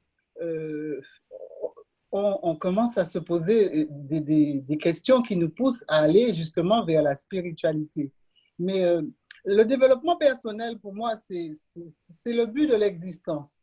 C'est apprendre à connaître qui on est à travers ce que l'on croit être, puisque on se croit réel, on se croit vivant, mais malgré tout, on n'est pas épanoui. On se sent mal malgré tout.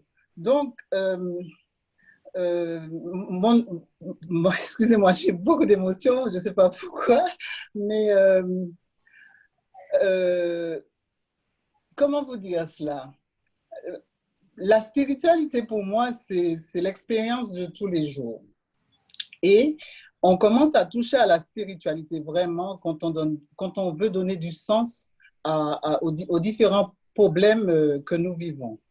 Et moi, j'ai renforcé justement cette recherche de ce que je ne sais pas en fin de compte, parce que la spiritualité, on ne connaît pas vraiment, on essaie de découvrir. Et j'ai commencé à vraiment m'intéresser à ce monde de la spiritualité après justement un vécu douloureux. Et comment vous dire cela? Mais j'ai pu comprendre en fin de compte que ce vécu, c'était une occasion aussi pour moi de découvrir réellement de découvrir qui j'étais. Et en fin de compte, je me suis rendu compte que ce que je vivais, comment vous dire cela? Ce que je vivais, la souffrance que je vivais, ça me ramenait à la propre souffrance que j'avais à l'intérieur de moi-même. Ça s'est passé au niveau de mon travail et dans les relations avec les gens. D'accord. D'accord. Alors, c'est vrai, je ne savais pas ce que c'était l'ego. Moi, je commence à comprendre ce que c'est l'ego, ça fait depuis quelques années. Mais en fin de compte, l'ego, c'est ce que nous croyons être. C'est toute notre construction dans ce monde par rapport à la manière dont on conçoit les choses. Mais pour pouvoir justement, parce qu'on parle de l'être, effectivement, moi, je ne sais pas ce que c'est que l'être. Moi, je connais l'être de par les connaissances intellectuellement, mais je ne sais pas ce qu'il est. Mais au moins, pour comprendre, au moins justement pour se rapprocher de l'être, c'est un travail de tous les jours d'essayer de casser justement toute cette programmation sur laquelle je fonde mon existence.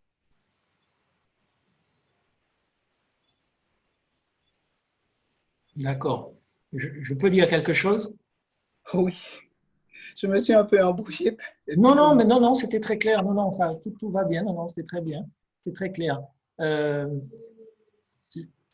voyez, quand je disais on a un réflexe, c'est celui de connaître, mais de connaître intellectuellement, de saisir. L'être est inconnaissable. On en parle, c'est pour ça que même les mots, ça piège un petit peu le sujet, mais il faut bien en parler. L'être est inconnaissable. En revanche, c'est uniquement au présent qu'on le vit, l'être. Mais il est inconnaissable dans le sens où on ne peut pas dire ça y est, je connais. Et si on dit ça y est, je le connais, voilà, on s'est un peu figé, on s'aperçoit que non. Donc c'est ça qui est très particulier. C'est un peu paradoxal parce qu'en même temps, on peut en être très proche. Il peut être là et des fois on a l'impression qu'il peut être absent, l'être, il, elle, peu importe. Là, je suis en train de le personnifier, mais en fait, il ne faut pas le personnifier. Mais je suis d'accord, il n'y a pas une connaissance de l'être. Il y a une expérience directe qui appartient à une multitude de présents. Je dis ça, même en disant ça, ça ne veut rien dire peut-être, mais on est complètement d'accord. C'est pas je vais apprendre ma leçon, je finirai par savoir, ou bien l'identité de l'être. La nature de l'être ne se saisit qu'à l'instant T et dans une relation constante et permanente. Il n'y a pas une connaissance que l'on a et qu'on détient une fois pour toutes et qu'on peut coucher sur un livre. On peut en parler en sachant que tout ce qu'on en a dit ne le définit pas et ne le réduit pas à ce qu'on en a dit. C'est toute la particularité. Et en même temps, on a envie d'en parler. Et c'est toute la difficulté de parler de ce type de sujet. Parce qu'on n'a qu'une envie de se taire. Mais en même temps, on a en même temps quelque chose à dire. Mais ce qu'on dit n'a rien de définitif et ça n'est pas un savoir d'autorité. C'est une expérience intime que chacun est amené à vivre. Et c'est une relation intime, le soi. Enfin, chaque personne a une relation intime avec l'être. Bon, voilà, ça appartient à l'intimité, même si par le fond, ça nous fait communier. Bon, voilà, c'est juste ce que je voulais dire. Je crois qu'il y a Fanny qui voulait parler. Merci en tout cas, Evelyne. Je t'en prie. Il y a Fanny qui voulait dire quelque chose. Oui, est-ce que vous m'entendez? Oui, Fanny. Oui, ben, merci Abner pour cette présentation, ça m'a beaucoup intéressée. Il y a des notions au début qui étaient un peu encore floues dans ce que tu as dit, peut-être parce que je débute un cheminement, mais il y a des notions qui ont beaucoup résonné en moi, notamment cette notion de métamorphose. C'est pas spécialement comme ça que je le voyais, mais ce que je vis en ce moment, après t'avoir entendu, c'est un peu ce que je ressens. Ça résonne vraiment. D'accord. Pour expliquer peut-être aux autres rapidement, j'étais en rupture, je suis en train d'une rupture professionnelle après plusieurs années difficiles où j'arrivais plus à trouver de sens dans mon entreprise. Il y avait des méthodes qui ne me correspondaient plus et avec un burn-out aussi.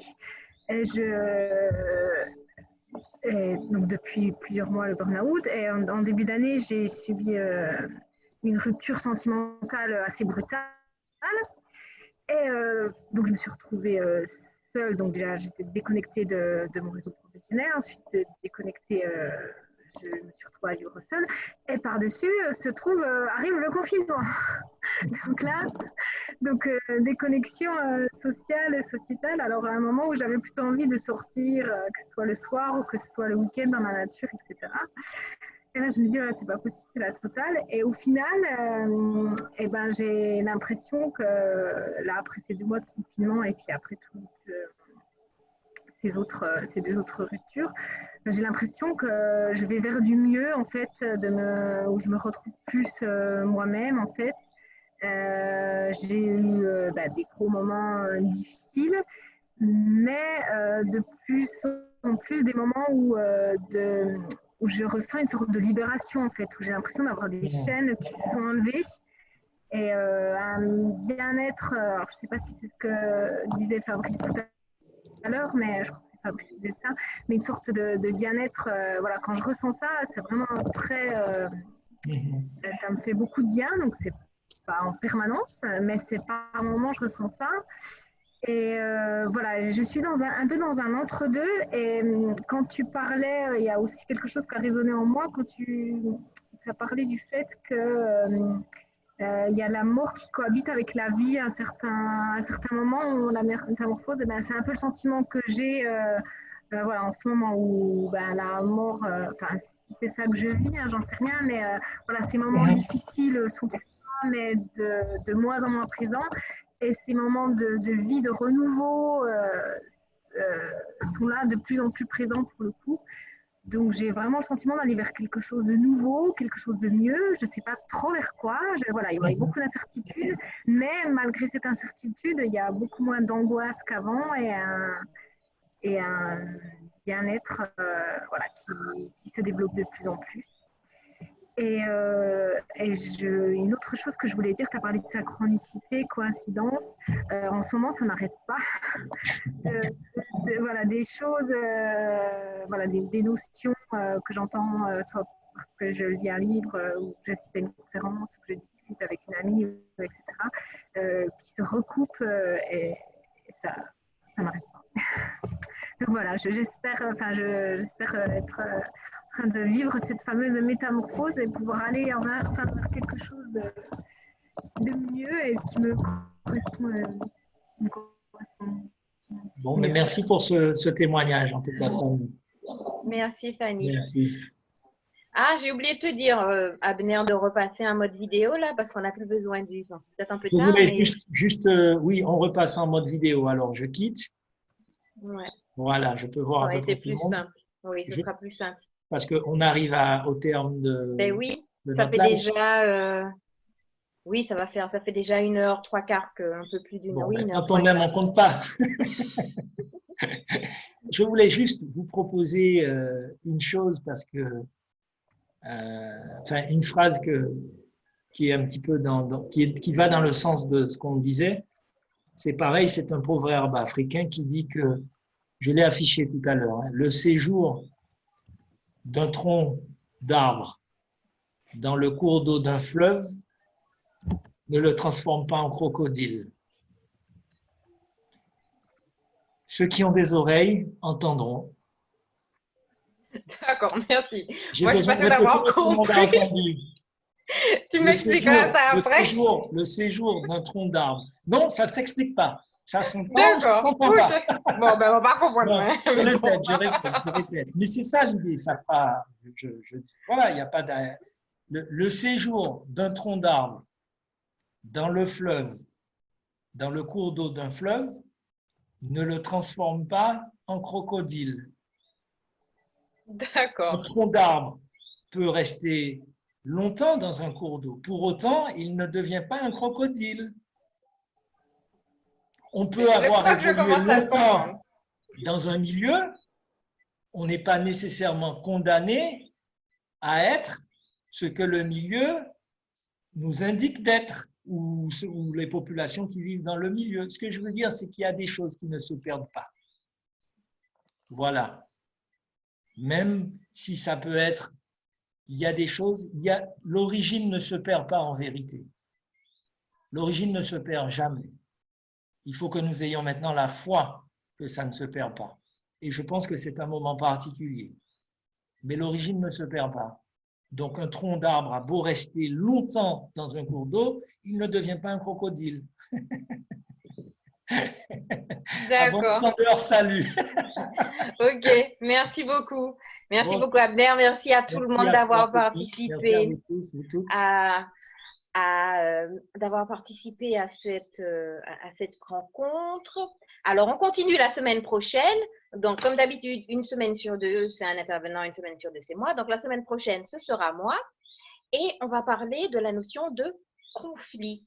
Et justement, ce que nous révèlent les conflits au sujet de nous-mêmes, que ce soit des conflits de couple ou que ce soit des conflits internes ou externes. Donc, on va parler de la notion de conflit. Je vous posterai le lien pour vous, pareil, le lien WizEvent pour vous inscrire comme d'habitude. Donc, je vous attends avec impatience. On se voit la semaine prochaine. Merci beaucoup pour votre présence. Bonne soirée, bon week-end. Bye bye. Merci à tous. Merci beaucoup. Merci, bye bye. Merci. Merci, bon week-end à vous. Merci. Abner. Ok, j'étais content de te revoir, David. Ben, moi aussi, mais on garde le contact de toute façon. Ça marche. Okay. Marie-Françoise, Bye. à bientôt. J'étais content aussi de t'avoir avec nous. Bye bye.